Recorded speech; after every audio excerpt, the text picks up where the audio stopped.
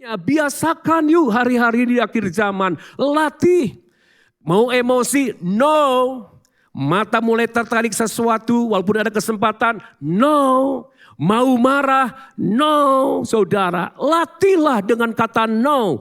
Vitamin N ini akan membuat Anda punya kekuatan untuk mengendalikan diri. Tepuk tangan yang paling meriah buat Tuhan Yesus. Dan vitamin D. D yang saya maksud adalah disiplin. Sederhana 1 Timotius 4 ayat ke-8. Gereja mulailah mendisiplinkan diri dengan hal ibadah. Latihan dalam ibadah. Saudara, ayo belajarlah di dalam persekutuan pribadi. Saudara, gereja Tuhan dan semua pengerja wajib setiap pagi, waktu bangun pagi pertama kali, you disiplinkan. Yang pertama, say sesuatu kepada Tuhan. Yang pertama, jangan latih membuka handphone saudara. Baca firman. Dan saya melatihnya saudara setiap hari. Daging rasanya berontak.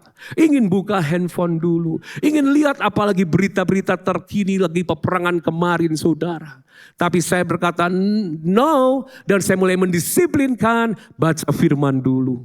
Pertama saya bangun, saya selalu ngomong sama Tuhan Yesus pertama kali, baru menyapa istri saudara.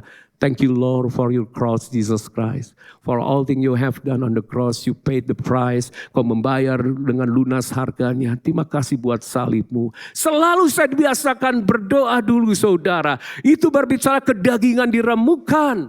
Itu disiplin. No. N dan D ini dibutuhkan oleh gereja Tuhan. Saya percaya kalau Anda memiliki hal ini, saudara punya pengendalian penguasaan diri, kita akan teramankan dari spirit akhir zaman. Tepuk tangan yang paling meriah buat Tuhan Yesus.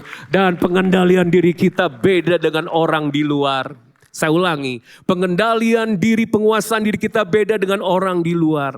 Penguasaan diri kita bukan karena kesanggupan kita, tetapi karena kebergantungan, keintiman kita dengan Roh Kudus. Sekali lagi, pengendalian diri adalah buah roh. Kenapa kita gagal menghasilkan buah roh ini? Sederhana, karena kita hanya sering kali melihat Roh Kudus sebagai the power, kuasa saja. Bukan sebagai person, seseorang atau pribadi. Kalau Anda melihatnya sebagai sumber kuasa, tapi juga sebagai pribadi, kita mulai mengajak komunikasi Roh Kudus. Kita mulai berbicara, kita mulai memohon Roh Kudus tolong saya. Itulah sumber pengendalian diri kita. Yang setuju katakan amin. Sekali lagi yang paling meriah buat Tuhan Yesus. Haleluya.